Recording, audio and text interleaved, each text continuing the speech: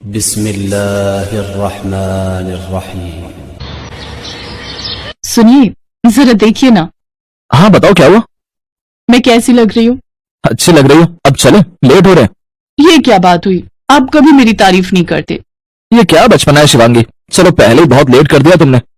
और नहीं, पहले मेरी तारीफ करो वरना मैं यहाँ से उठने वाली नहीं हूँ। ये कहकर शिवांगी मुंह फुलाकर बेड पर बैठ गई।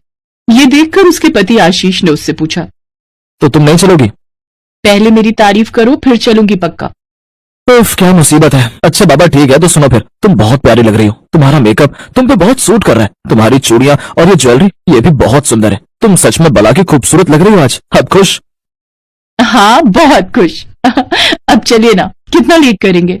शिवांगी की इस बात पर आशीष मुस्कुरा दिया और फिर दोनों फंक्शन अटेंड करने के लिए निकल गए।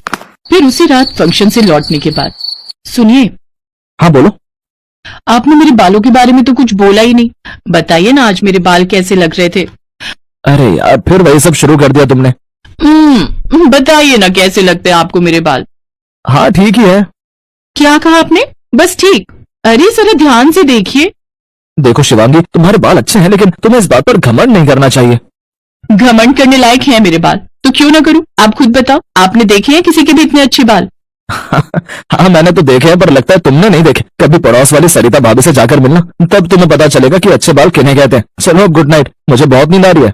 ये बोलकर आशीष तो करवट बदलकर सो गया, लेकिन शिवांगी की तो जैसे नींद ही उड़ चुकी थी। उससे बर्दाश्त नहीं हो रहा था कि उसी के मोहल्ले में कोई और भी है जिसके बाल उससे भी ज्यादा लंबे और सुंदर हैं।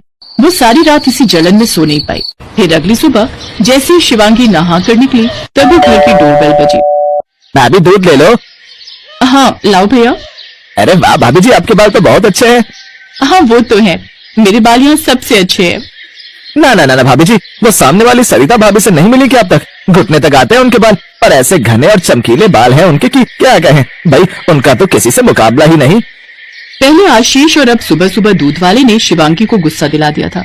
दरअसल शिवांगी और आशीष की शादी को अभी कुछ ही महीने हुए थे और अभी तक शिवांगी अपने आस पड़ोस से अनजान ही थी, लेकिन अब तो उसे सरिता भाभी से मिलना ही था। शिवांगी ने दिमाग लगाया और एक खाली कटोरी लेकर फौरन सरिता के घर पहुंच गई। और जैसे ही सरिता ने दरवाजा खोला तो उसके बाल देखकर वाकई शिवांगी का मुंह खुला रह गया। जी बताइए। मैं शिवांगी, मैं आपके पड़ोस में। हाँ, मैं समझ गई, आप आशीष भैया की पत्नी है ना? आओ अंदर आओ ना। नहीं, वो मैं बस ये पूछने आई थी कि थोड़ा दही होगा क्या आपके पास? हाँ है ना, बस अभी लाई। जैसे ही सरिता दही लेने के लिए पीछे मुड़ी तो उसके घने और घुटनों तक आते काले लंबे बाल देखकर मानो शिवांगी की सांस ही अटक गई। वो गुस्से में बिना दही लिए ही अपने घर चली आई। उसका चेहरा गुस्से से लाल था। वो मन ही मन अपनी पड़ोसन सरिता से नफरत करने लगी थी। और फिर एक दिन, बेटी मैं भूखा साधु बड़ी उम्मीद से तेरे दरवाजे आया हूँ। कुछ खिला दे तो भगवान तेरी हर कामना पूरी करेगा। अब सुबह की 2 रोटी बची और सब्जी भी है, मैं अभी लेकर आई, आप बैठो। शिवांगी ने साधु को सब्जी के साथ 2 रोटी खाने को दी।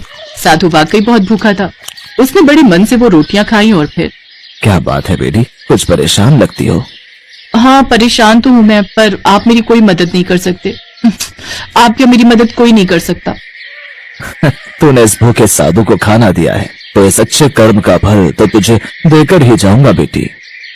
इतना कहकर साधु बाबा ने अपने झोले में हाथ डाला और फिर उसमें से कुछ निकालकर शिवांगी के हाथ पर रख दिया, जिसे देखते ही शिवांगी मुंह बनाते हुए बोली, हैं? ये क्या?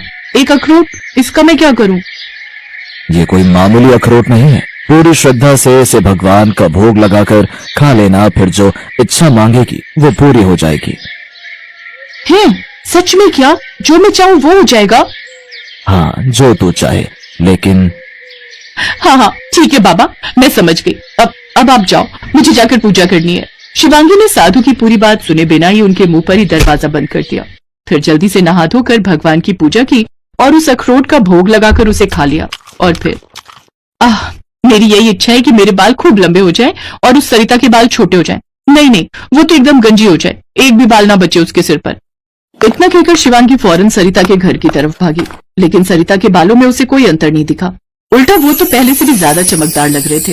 ये देखकर शिवांगी का पारा चढ़ गया। फिर उसका ध्यान आसपास खड़ी औरतों पर गया जो उसे देखकर हंसे जा रही थी। तब जाकर शिवांगी ने खुद पर गौर किया। उसे अपना सिर बड़ा हल्का महसूस हुआ। उसने फौरन घर जाकर शीशा देखा तो उसकी आंखें फटी की फटी रह गई। असल में उसकी इच्छा पूरी तो हुई थी, लेकिन वैसे नहीं जैसे उसने चाहा था। यहाँ शिवांगी के सिर पर बालों का नामो निशान तक नहीं था।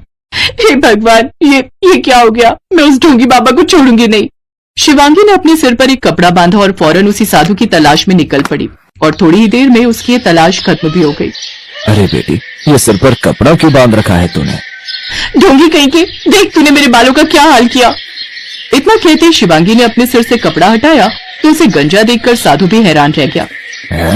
कहीं तूने अखरोट खाकर कोई गलत इच्छा तो नहीं मांग ली? मतलब किसी भले मानस का बुरा तो नहीं चाहा तूने? मैं तो तुझे कल ही ये बात बताने वाला था, पर तूने मेरी बात पूरी नहीं सुनी।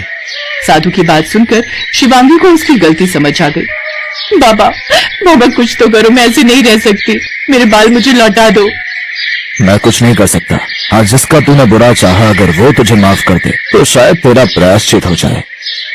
इतना कहकर साधु बाबा वहां से चले गए और शिवांगी उल्टे पांव रोते हुए सरिता के पास पहुंची और उससे एक सांस में सब कह दिया। सरिता एक भली औरत थी। उसने शिवांगी को गले लगाकर उसे माफ कर दिया। फिर अगले ही पल शिवांगी के बाल वापस आ गए। उस दिन शिवांगी एक बार फिर खूब अच्छे से तैयार हुई। बस फर्क ये था कि अब उसके मन में न किसी के प्रति जलन थी और न ही खुद पर घमंड, और इसीलिए वो कहीं ज्यादा सुंदर लग रही थी।